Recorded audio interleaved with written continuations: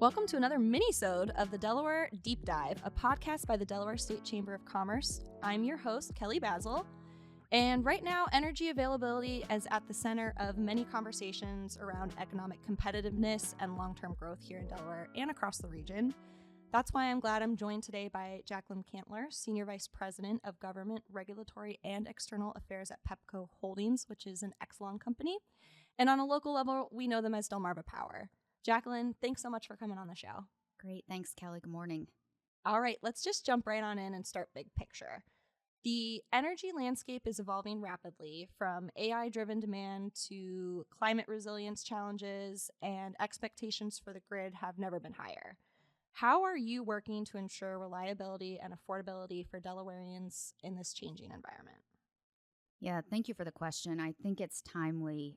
It's really top of mind for our company as well as our customers. And first, I just want to highlight and underscore that affordability is a top priority for us. It's a core part of our daily discussions, and it's a focus of everything that we do. Reliability is an expectation that our customers have for us, and we really set the bar high to ensure that we're delivering on that expectation. In fact, Pepco Holdings, which, as you mentioned, Delmarva Power, is part of the Pepco Holdings family of companies, was recently named second in the country in reliability for utility companies. And so we're extremely proud of that. And it really is just demonstrative of the fact that the investments that we're making in our system are really paying dividends for our customers and their reliability. One of the key components of our reliability and affordability strategy is educating our customers. And a key area that customers are seeking information on are really these drivers with high bill increases. And so I would like to take a little bit of time and just kind of provide some transparency, some communication around some of the drivers for recent bill increases. And I want to first start with a little bit of education. So if you think about your electric bill, you can break it down really into two high-level components: supply and delivery. You can think of the supply rate as the cost of electricity a customer uses, and that rate changes based on the purchase cost of electricity. The supply cost is based on the demand of electricity by generating plants. And this is essentially a pass-through cost for Delmarva Power. The company doesn't profit from it, and we don't control it. I think a lot of people don't realize that Delmarva Power doesn't generate any energy. We don't own any generating plants. Right. When you think about the delivery rate, that's essentially the cost to deliver electricity to customers' residences. And within that delivery rate, you'll see a distribution rate. This is what you can essentially think about as the investments that we need to make in our grid so that we can deliver that reliable service that our customers are expecting. I always like to use an example when I tie my explanations to something. And so if you think about when I talk about us being the second most reliable electric utility in the country, over the last 10 years, the investments that we've made in our system have improved the reliability by 46%. So we've seen a 46% decrease in outages over the last 10 years. That's incredible. And thank you. And it happens deliberately. You know, the investments that we make, we look at the benefit that they're providing, and those are real, tangible results for our customers. Another example that's pretty real time, 2 weeks ago, we went through Winter Storm Fern, and we were preparing for really adverse impacts that storm was going to have on our system. And we rode through that storm with very minor, if any, customer outages. And that's just another testament to the fact that the investments that we make in our system are really providing that reliable power that our customers expect. So now you know a little bit about the two charges that are high level on your bill: supply and delivery. What's driving these bills to go higher? I want to talk a little bit about supply. So you can equate it to a supply and a demand challenge. Right now, we're at a point in time where there's a ton of growth, a ton of artificial intelligence. We've got onshore manufacturing. We have electrification. That's raising the demand significantly. And enough generating plants haven't been built to essentially keep up with that supply. In Delaware, we're what you would call an importer of power.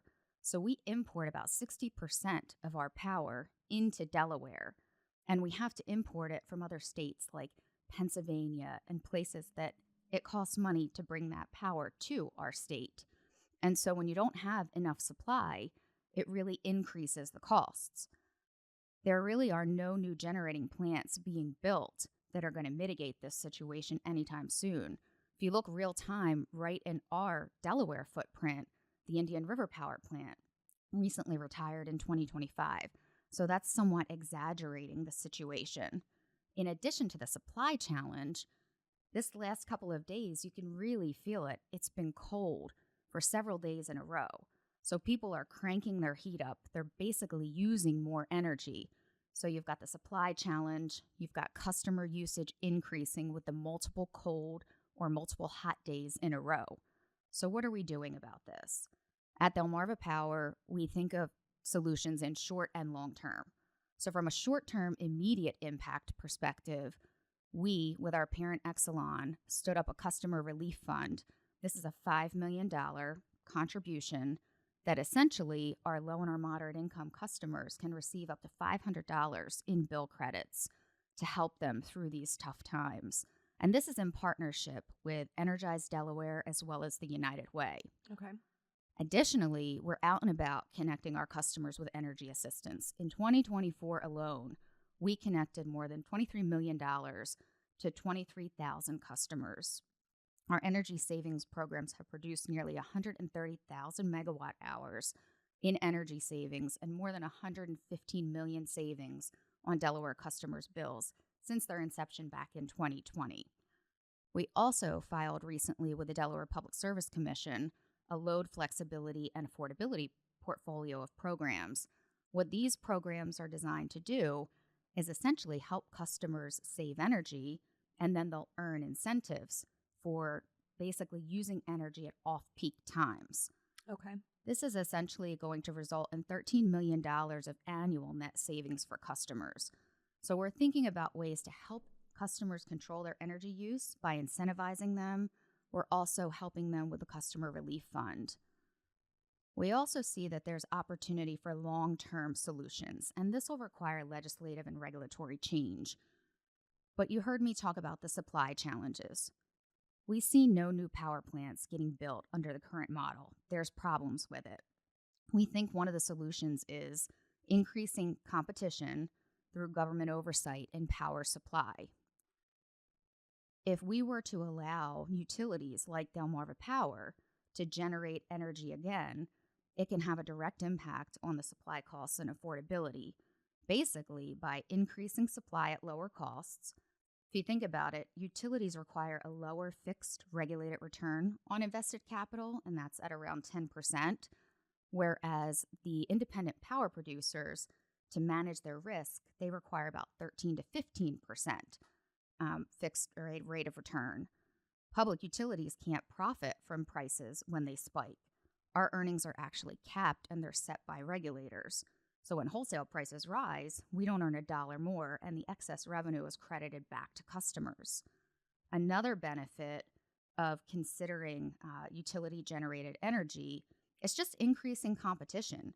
Utilities like Delmarva Power could complement the current market, so we're not saying do a one or the other. Mm-hmm. The opportunity here is to provide another source of generation to create additional competition in the market. And then finally, there's a challenge with who's in charge of controlling and fixing this situation. Is it the regional grid operator, PJM, or is it the states? And there's really not a clear answer been provided lately. So this model would give the state control, and the state could basically determine the what, the when, and the how much with respect to installing new generation on the system through a regulated capacity. So I know I gave you a lot there, but it's such a hot topic. I wanted to make sure, I provided some sources of education and then shared a little bit of insight into the solutions we're thinking about. Yeah, no, that was incredibly thorough because as you were talking, I was like, well, who's in charge of this? And then you ended by letting us know it would be a state charge, which is very interesting. So what are the conversations happening right now around that? Absolutely. When we talk about utility generated energy, we're talking about an all of the above solution. So, short term, we're talking with legislators about the installation of battery energy storage solutions. These would be basically, items that we could install on the system in a shorter amount of time that would help you on those hottest of the hot days, coldest of the cold days, where you could store energy and then use it as it's needed. We're also talking about increasing solar. And then more longer term, we would talk about baseload units like either nuclear or gas. So we're really talking with legislators and regulators about that all of the above solution. Okay. So building off of this, there are a lot of these solutions really come down to the infrastructure, which you sort of hinted at already. And I know that you've led major grid modernization projects across the region, and you've worked with a wide range of stakeholders along the way. What leadership principles guide your approach to modernizing the grid while balancing community and regulatory engagement? Sure. And as you said, I've had the privilege, I've been with the company, Delmarva Power and the larger Pepco Holdings for 24 years now, starting as an intern. And so I've had the opportunity to work in a number of different departments. I'm in governmental, regulatory, and external affairs now, but my background is really engineering and operations. And so, I've had the pleasure of sitting in the role where we were responsible for building some of our largest infrastructure projects. I've been responsible for operating the distribution system. And so throughout working and leading those teams, the main goal is any project that we put forward, we need to clearly identify the benefit to our customers and our communities. And so we look at putting forth projects that are going to drive multiple benefits. So the most efficient and safe investment for our customers and our communities. And if you think about the electric grid, the distribution system is highly regulated. So any project, any rate case that comes forward it essentially goes through a court case. So all of the work that we do has to be just and reasonable, and our expenses are, prudently incurred. And so if you think about some of the systems or some of the equipment on our system, it's aged. We do our best to make sure that we're maintaining this equipment, but at some point in time, it reaches the end of its useful life. We have a project that really just finished. It's the Basin Road substation where we replaced an aging transformer. It was circa 1967. Oh, wow. Yes, and the replacement of this transformer, it's going to benefit more than 2,500 customers, providing them with reliable service. We're also doing some work at our Christiana substation, and this project is going to impact 544 critical customers that include hospitals, government buildings, Amtrak.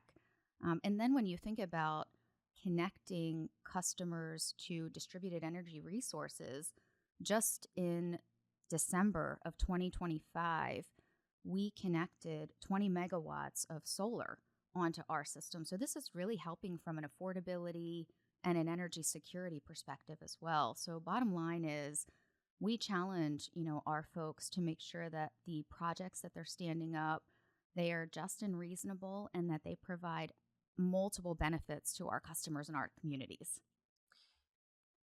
You're talking about so many different innovations, which is incredible. None of that progress happens without the people at Delmarva Power.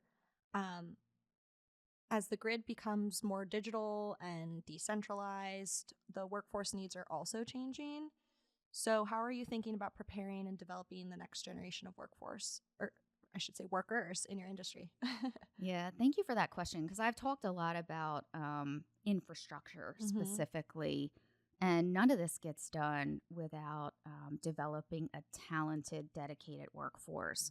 So we really have a multi-pronged approach to workforce development. It includes academic empowerment by providing resources to fund scholarships. We also collaborate with educators to influence learning outcomes. And then we also support post-secondary job training opportunities. And so, we look at our opportunity here as training the next generation of grid operators, engineers, technicians, that are going to be responsible for implementing evolving technologies onto our system and maintaining reliability. And we're really working in a technology-driven workforce now where we've got to think about integrating skills like cybersecurity, distributed energy resource management, and then data analytics. And so I did just want to share, a couple of the specific programs that we're engaged with. We've got our Power Scholars through our HBCU partnerships that we work with. We've also got a program called Powering the Workforce Utility Training Program. This program is specifically geared for work-ready adults, and it provides career readiness and life skills development along with the hands-on utility training in partnership with Del Tech Community College. And since 2022, we've had 43 participants complete this program, so it's really leading them to lifelong career opportunities. We also have our Path to Success program, and this provides career readiness training and hands-on experiences for high school students. This is essentially a year-long after-school program, and this program has graduated 52 students since it was launched in 2020. We also have a big focus, which is near and dear to my heart, being an electrical engineer, but on STEM. And so we've got Energize Days, where we visit local schools for demonstrations and activities where students can engage in STEM-related careers. We also sponsor our Careers in Energy Week Expo, and this is a day-long program where we have more than 200 middle and high school students that are learning about energy career pathways, once again through hands-on introduction to careers in the industry. We also have our Cornerstone STEM Academy and Boys to STEM Academy, and this program is supported by the Exelon Foundation. We offer a week-long immersive experience for high school juniors and seniors from under-resourced communities. And I've had the firsthand opportunity to participate in this program and engage with the young men and women that are going through it. And it's truly, truly rewarding. None of this happens without collaboration from our unions, the colleges, and our workforce agencies to make sure that our training aligns with today's job market and tomorrow's grid. So really exciting stuff from the workforce development. I mean, that is a lot that you're doing, and you're hitting people at different points in their lives, which is really important. I have to imagine this this value that Delmarva Power has in investing in people is one of the reasons why you've stayed with them for so long. You mentioned that you started as an intern. Tell me a little bit about why you chose Delmarva Power and why you chose to stay there. Sure. So it's funny, if I think back 25 plus years ago when I was thinking about what to study in college, I wanted to be a fashion designer. And when I had the conversation with my dad, he said, "Oh, that's great. I support you in anything that you want to do, but you're really good at math and science. So why don't you go to school for engineering and in fact study electrical engineering? And then, if you want to pursue something afterward, we'll support you in whatever you want to do." So I had that, good support from my family, but I really had a strong influence from my dad to study electrical engineering. And then as I was looking at internships, once again, he came back with that strong influence that said, "I think you should try and seek out an internship at Delmarva Power, at Atlantic City Electric. The utility is going to be there forever, and there's great people that work there, and you're going to have an impactful career." And so that was, 25 plus years ago. I graduated from college, and I got full-time employment at the company, and I have just never had a reason to leave. I love what we do. I've been able to work in all different parts of the company, and I really support, the purpose that we have. I talked a lot about affordability, reliability. It all comes down to, what we're doing for our customers and our communities as well. Our folks are so tied into being a part of the community. And this purpose-driven work, it just really motivates me. And I'm really looking forward. We've got some opportunities ahead of us. And I look forward, with my colleagues to providing good solutions to some of the big items that we've got in front of us. Jaclyn, thank you so much for sharing everything that you just shared with us. You really broke down a complex topic for me, so I really appreciate that. And it was in an approachable way as well. I want to also thank our listeners for tuning into the Delaware Deep Dive podcast. I'm your host, Kelly Basil, and we'll see you soon. Thanks for joining us for another episode of the Delaware Deep Dive, brought to you by the Delaware State Chamber of Commerce. Before we sign off, please take a moment to subscribe, rate, and review wherever you listen. I know podcast hosts say this all the time, but your support is invaluable, and it helps other listeners easily find us. I'm your host, Kelly Basil. We'll see you soon.